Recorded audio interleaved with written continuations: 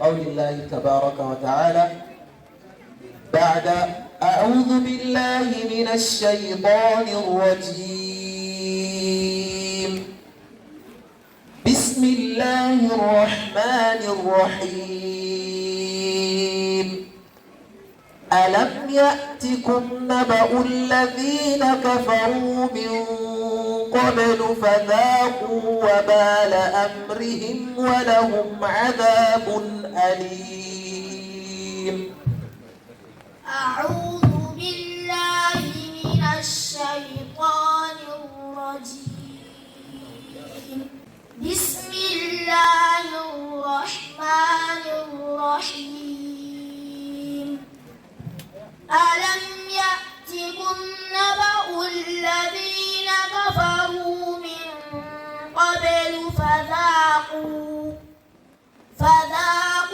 وبال أمرهم ولهم عذاب أليم ذلك بأنه كانت تأتيهم رسلهم بالبينات فقالوا أبشر يهدوننا فكفروا وتولوا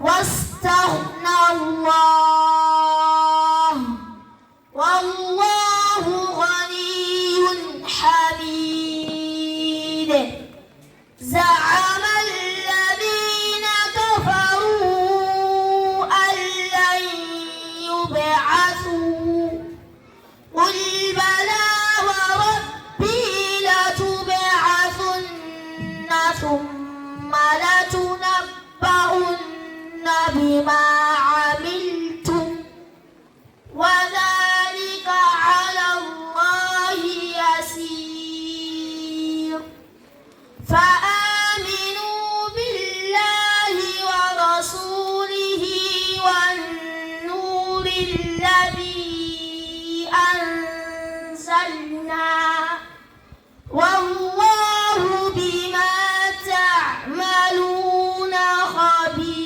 خبير يوم يجمعكم ليوم الجمع ذلك يوم التغابن ومن يؤمن بالله ويعمل صالحا يكفر عنه سيئاته ويدخله جنات تجري من تحتها الأنهار خالدين فيها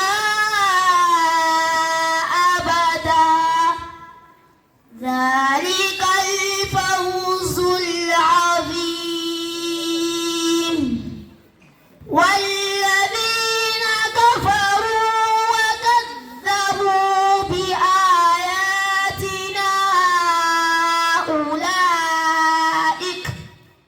أولئك أصحاب النار خالدين فيها وبئس المصير ما أصاب من مصيبة إلا بإذن الله ومن يؤمن بالله يهد قلبه والله بكل شيء عليم وأطيعوا الله وأطيعوا الرسول فإن توليتم فإنما على رسولنا البلاغ المبين الله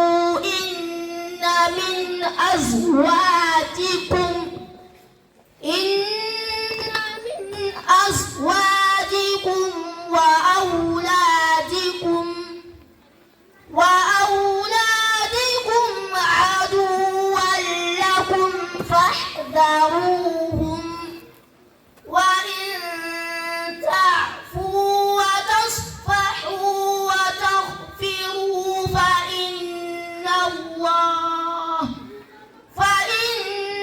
الله غفور رحيم.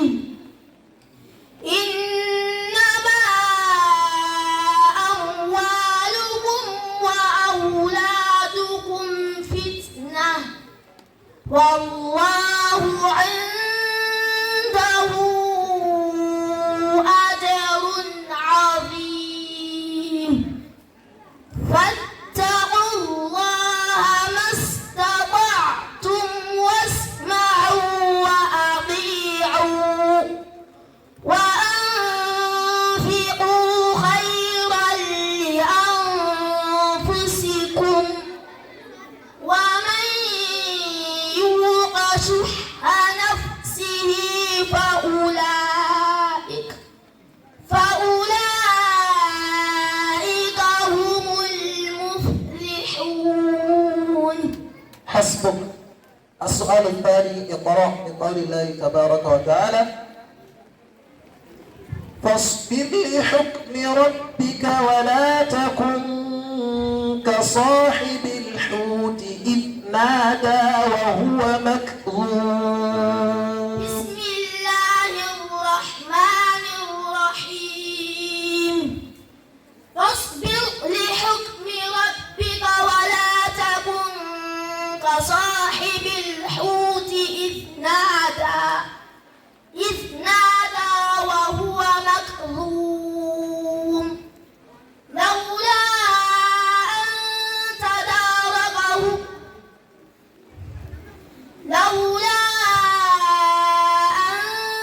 تداركه نعمة من ربه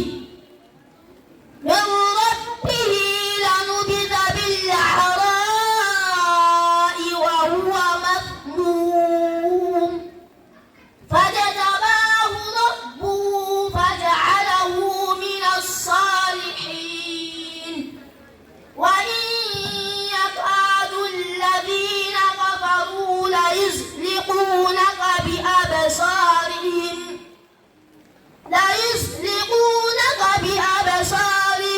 لما سمعوا الذكر ويقولون إنه لمجنون وما هو إلا ذكر للعالمين.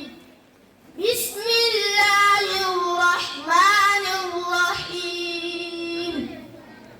الحاقة ما الحاقة وما أدراك ما الحاقة. كذبت ثمود وعاد بالقارعة.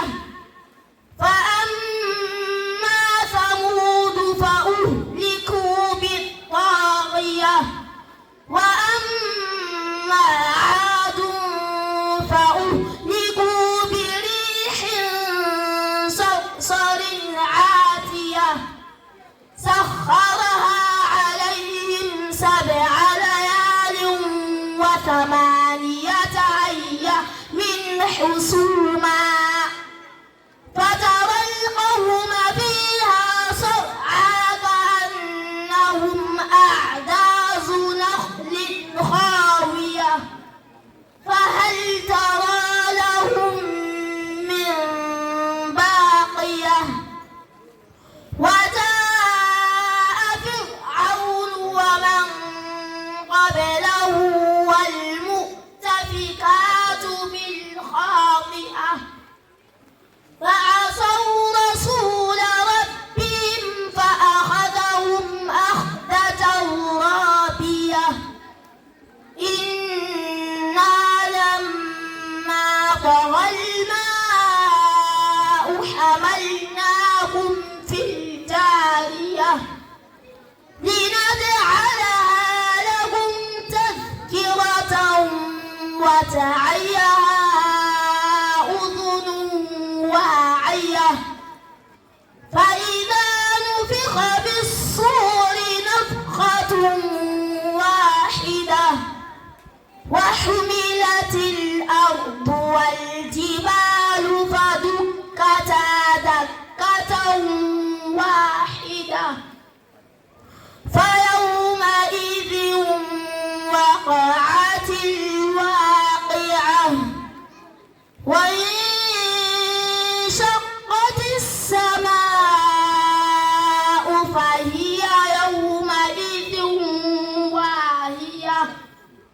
والملك على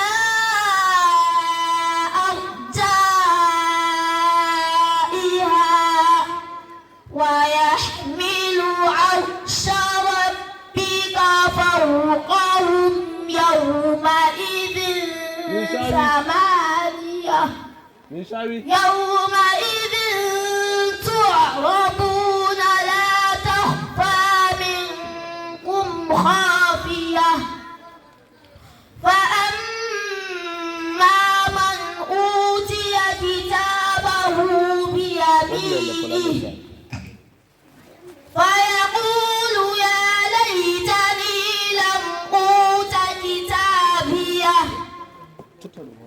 ولم أدر ما حسابيه صدق الله العظيم.